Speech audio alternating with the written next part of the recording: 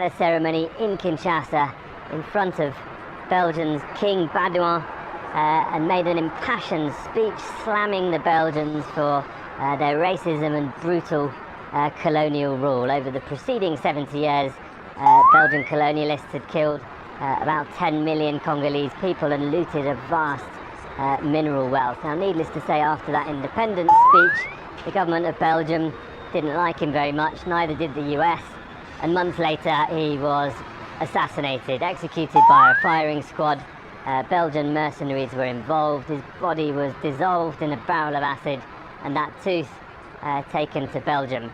Now, in the following decades, Belgium's been among the slowest of the European former colonial powers to acknowledge its past, but some things have changed just recently, following the Black Lives Matter movement, which originated in the US, but following the protests there, activists in Belgium started defacing statues of Belgium's King Leopold, the colonial era king, and that seems to have prompted a series of gestures.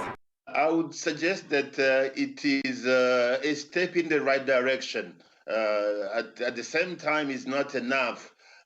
By saying that, I mean that it should be pursued so that reparation is also done to the family of Lumumba as well as to the DRC.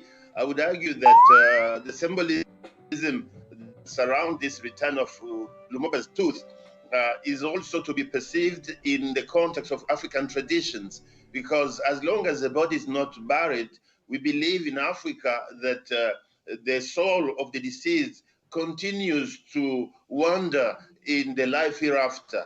And by having him buried, that puts an end to that wandering around, to that suffering of the soul of the deceased. So that is important in terms of our traditions. But what I want to really emphasize the fact that returning the tooth is one step, yes, but those who were involved in this assassination are still alive. There were a list of 12 people, Belgians, who were identified by the Belgian parliament as having taken part in this assassination.